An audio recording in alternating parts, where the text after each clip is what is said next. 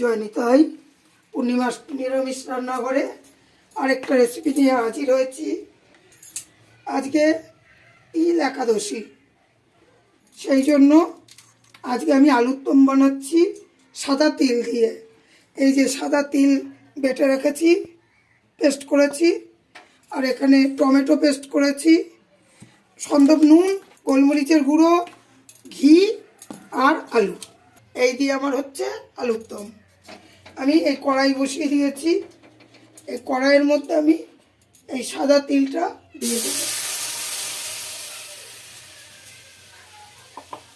এবার আমি এই টমেটোর পেস্টটা দিয়ে দিচ্ছি।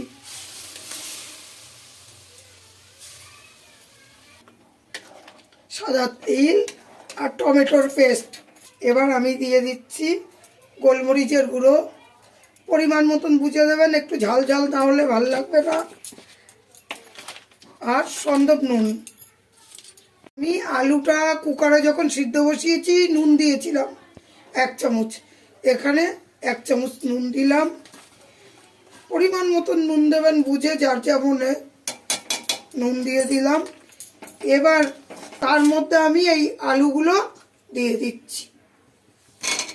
আলুটা স্রেফ সিদ্ধ করা, এটা একটু ভালোভাবে ফুটে নিক, তারপরে ঘুরে আসি। এই যে কেমন শুকনো শুকনো হয়ে গেছে, আমি গ্যাসটা অফ করে দিলাম। এবার আমার এই আলুর দমটা কমপ্লিট হয়ে গেছে। একাদশী তিল আলুর দম আমি নামিয়ে ফেলছি। এবার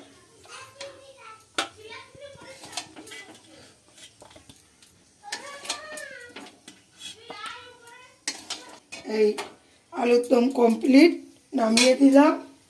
এটা কেমন হলো ট্রাই করবেন, লাইক করবেন, কমেন্টস করবেন। জয় নিতাই। আজকের আমার তিল আলুর দম।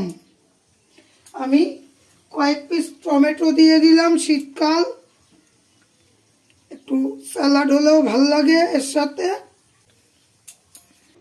আমি এর মধ্যে, গরম তো ঘিটা দিলে গলে যাবে, এর মধ্যে 1 চামচ ঘি দিয়ে দিলাম। জয় নিতাই, জয় গৌরহরি, জয় রাধা মাধব।